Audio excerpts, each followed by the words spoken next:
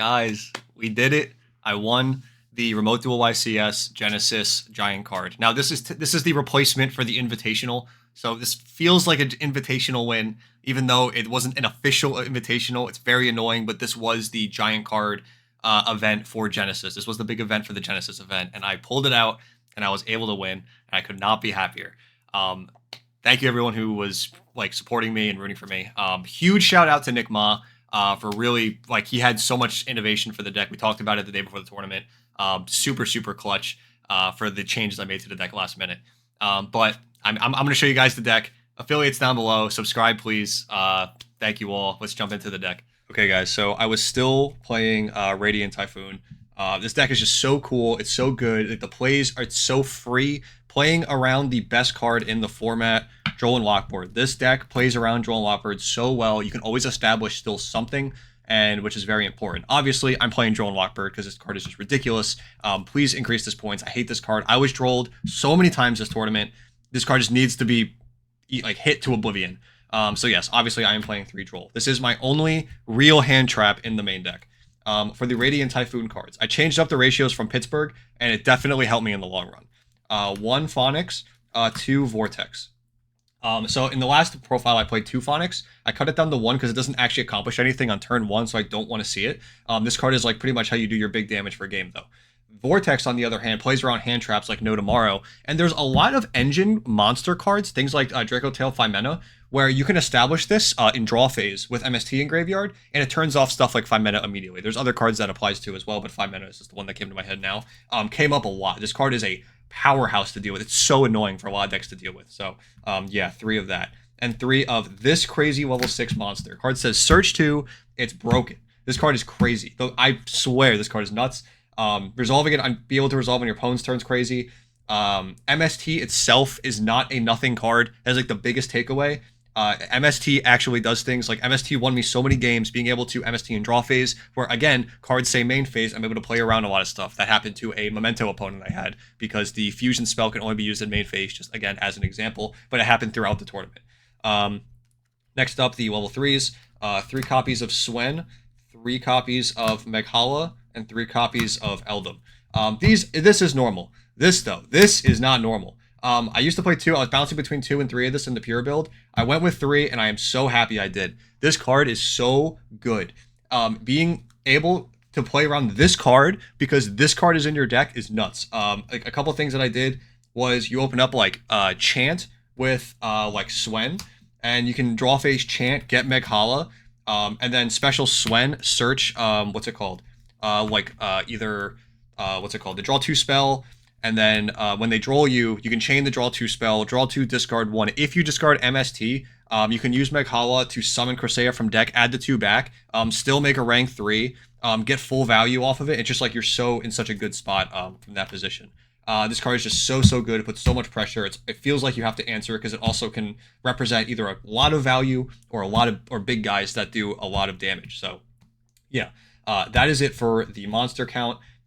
Yeah, that's all you need. I went definitely more spell heavy route for this. I am still main decking 3 Mirage and Nightmare. This card was awesome. I can't say it enough. Drawing 4 is still crazy. Even drawing 3, there was times where I had draw in my hand, I had to draw 3. Who cares, right? You're drawing 3 cards off 1 card, and you're able to send this through a multitude of ways, not just MST anymore. And I'll show you that in a minute. I went down a more power spell heavy route. This is where Nick came in with some really strong suggestions. 3 copies of Super Poly. Super great. And to match it with 3 copies of Droplet. I'm not going to lie. Droplet was great. I always, like, every time I had Droplet, this card felt amazing. Super Poly, I'm not going to lie, there was times where it did not feel amazing. Not every deck plays into this very well. A lot of decks have different attributes that don't line up with fusions, so it can be dead. So in those matchups, obviously you side it out. But when this card was good, holy, it was amazing. It's just, there's no in between. Like Archmage, I cooked Archmage with this card specifically. Like, it was insane. Just got to watch out. Always watch out. Your win locks, right? Watch out for Cressea and Maghala win locking you. Just don't do it after that, obviously, right? Just don't do that. Don't cheat, yeah, right? Obviously, don't cheat. So just keep in mind of that lock. Next up, 3 Mystical Space Typhoon. I would not. I in this format, I'm just no way I'm cutting. I'm cutting this down. This card is so good. Just trading with a back row is good enough. It's the best thing I could say. Trading with a back row is good enough. It's completely fine. MSTing your own stuff, doing it in draw phase. Having it with the trap card is just nuts. 3 Chant, very obvious. 3 Vision, very obvious. Cards are amazing.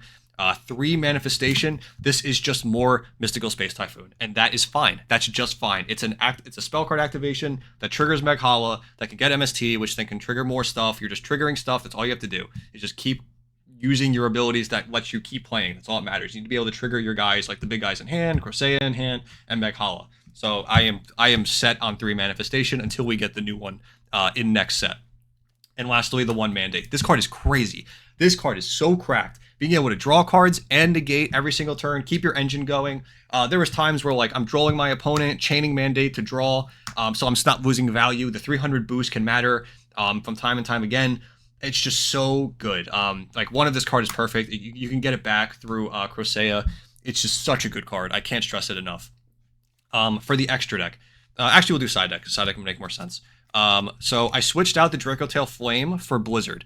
I don't know if this is better. Honestly, there was one time where this mattered being a quick play spell in my deck, and it was to stop. I stopped a mistaken arrest with this going second, and I still lost anyway because I lost that game to the board anyway, so it didn't matter.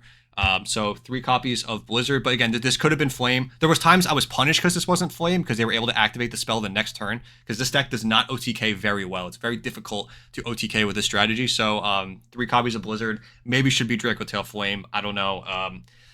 It's 50-50 for me. I think I prefer Flame if I'm being honest, but that's just me. 3 Kaijus. Again, there's just like BS cards that you don't want to lose to. Using this for against Lunalight, Super Quant, Pearly, all those decks.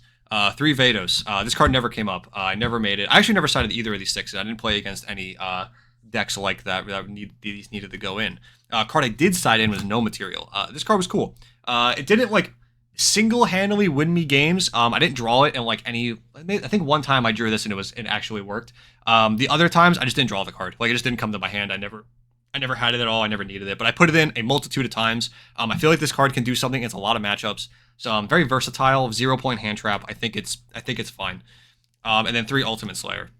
This card is crazy. This is the craziest board breaker card ever. The fact that you are able to get value from you're attacking them from the field and from the grave is ridiculous. It's so hard for decks to deal with it, and so having this is just crazy. This card is just I can't stress how broken this card is. Going to the extra deck for like targets for what's it called, Slayer, Pegasus, and Malong for synchros in case I don't need to immediately bounce something. I can have this for later value. For fusion, I have Garua.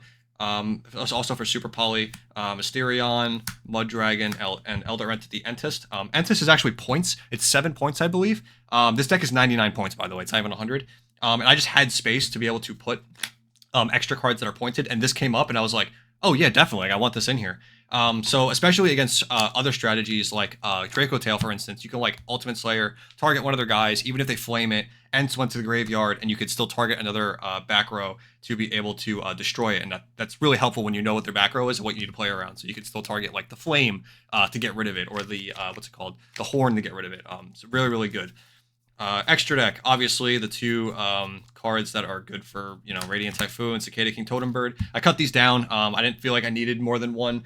There was one game today I think I needed a second Totem Bird because Dracotail is just so heavily on spell cards that you need to negate.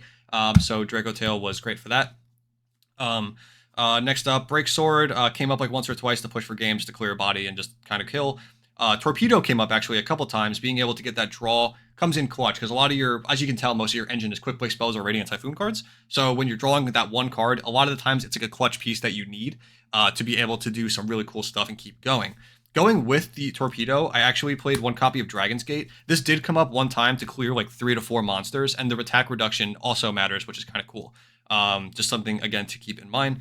And then, I'm sorry, for Ultimate Slayer, I also have 1 copy of Valon and 1 copy of Aggregator for Exceeds to be able to, break boards and such. And then for rank 9s, along with Aggregator, because you can actually make this. I never did, but you can. Same thing with this Leviathan and the Generator. This is also 1 point, but I never made these anyway. It really just never came up. Most of the extra deck I didn't make, if I'm being honest. I made this once, this twice, this once, this. I made this. Never made this. Never used either of these. So yeah, that is the deck. Again, this deck is super fun. That's my biggest takeaway. This deck was super fun. I always complain about this card, about Duel, and it feels so rewarding to play a deck and winning especially that can just beat this card. It's the biggest thing. You just beat this card. You're not losing game ones that you should be winning because you can most of the time beat Duel and Lockbird. So I'm really happy I won. It's some kind of proof of concept that I feel like I was right about something. Again, huge shout out to Nick for, the ideas, very big ideas at the very, literally the day before the event, which was awesome, super helpful. And yeah, shout out to everybody who was rooting for me, especially my brother. He was rooting for me since the beginning of the tournament. Yeah, so overall, I hope you guys enjoyed. If you have any questions, leave them down below. I will answer them. And yeah, I will see you guys in the next video. And play Genesys format. Bye, guys.